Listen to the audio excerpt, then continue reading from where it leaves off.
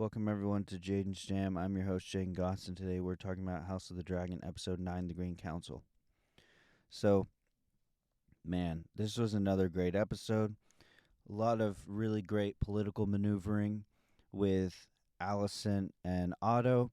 I love that they went basically head to head. Alicent ended up getting the upper hand against Otto this episode, and I like the fact that she even calls him out, for using her as a pawn. I like that she finally called that out. Um, and I like how nuanced her character is, compared to how she is in the books. Yeah, she's a great character. I really do believe that she loved Viserys. You see her crying over his tomb. Um, I like that decision. Really great acting from Olivia Cook there. Um, and I like that there is a distinction between Alice and Otto. They want the same thing. They both want Aegon on the throne, but Otto believes that you will have to kill Rhaenyra in order to do so. And basically, Alicent's like, no, if you give good enough terms to her, then you won't have to kill her, and you will give her no choice but to accept the terms. Um, so yeah, that's great stuff. Like the council scene was the best scene. Loved. Uh, I loved how Lord Beesbury was one of the people screaming treason. Cole kills him because he talked too much shit about the Greens. And it was such a brutal death, him slamming his head on the stone. Harold Westerling has a great Barristan the Bold moment. I really do think he's going to Rhaenyra's side. In the books, he's dead by this time, so this is all show stuff. I don't know what they're going to do with his character. But I love how, in that scene, in that council scene, I love how it kept going to his face as they're talking about killing Rhaenyra, and Otto's basically saying he's going to send him as like an assassin to kill Rhaenyra and her kids. And that's when he's had enough. And he puts his cloak down. He's like, I'll wait till the king tells me what to do. Yeah, the directing of that council scene was so tense, and I loved every minute of it. Even though it was hard to watch at times because I was like, I'm not sure who is going to die, and who is going to live. Um, and then Rhaenys had a badass moment at the end of the episode when she rides in on Mellies and she comes up from the floor, which, again, I told you guys, pay attention to what Helena says. Pay attention to what she says. She's prophesizing, and basically what she said ended up happening in this episode. So just think about that when you hear her say words. I wonder if Allison's going to pay more attention to her now, since she was warning everybody, hey, beware the beast beneath the floorboards.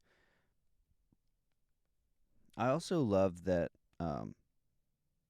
like, the idea that Helena doesn't like to be touched. And I like the fact that, costuming wise, she's one of the only greens who's not wearing green. She's always wearing a different color. It's yeah, she's a great character. I really like how they're characterizing her.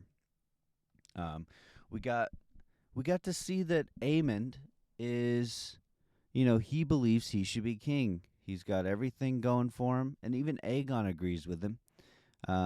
But sadly, Aemond is the second son, so Aegon is the one who they believe should be king because he's the firstborn son of Viserys. But I like that Aemond believes that. It's basically subtext in the book. I like that they basically confirmed that with Aemond. And again, I can't take my eyes off the man. I cannot take my eyes off the man.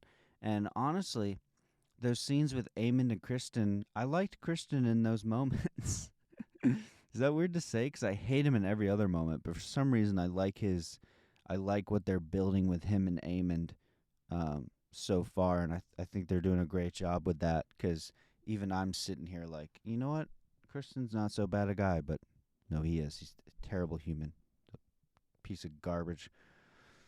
Um, yeah, I like that Otto sends the twins to bring Aegon to him. Alicent sends Kristen and Aemond to bring Aegon to her, and she ends up getting him. So she ends up one upping her dad. Love that. I felt for her so much. I really felt like that scene with Laris was just not necessary. I think you've already made him villainous enough. Like he's already done. Like what?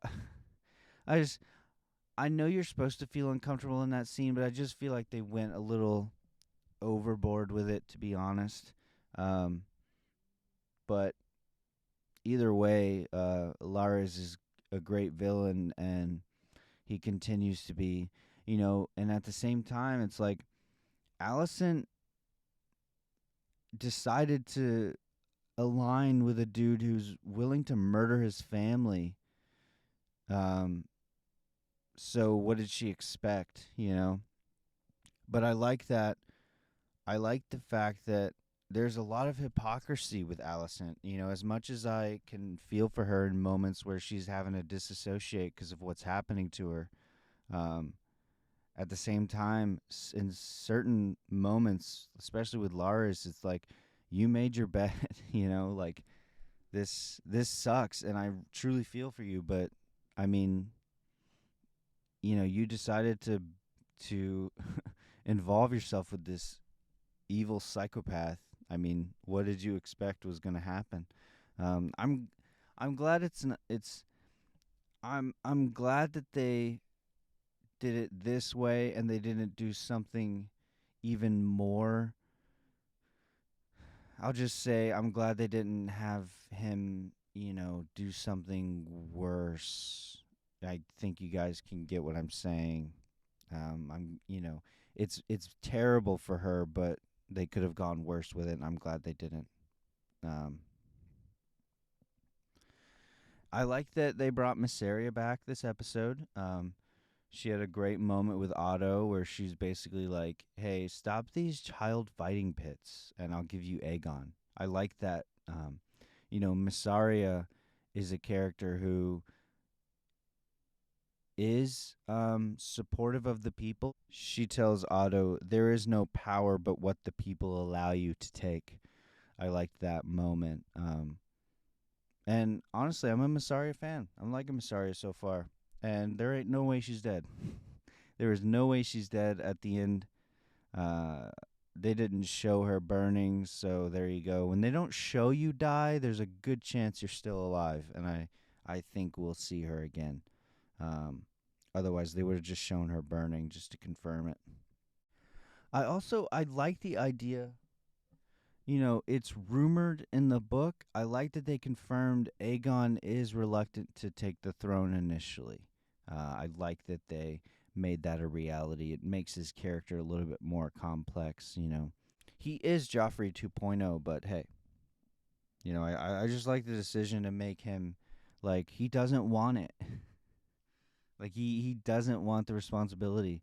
But I like that character change at the end when you put that crown on his head, you give him Blackfire, and then you get the adulation of the crowd and you see the smile on his face and he's like, "You know what? I could get used to this." You can see it. He doesn't even have to say it. You know that that's an instant character change for him and he's excited to have this power, and that's not a good sign. So I liked that ending with Aegon. Yeah, really, really great episode.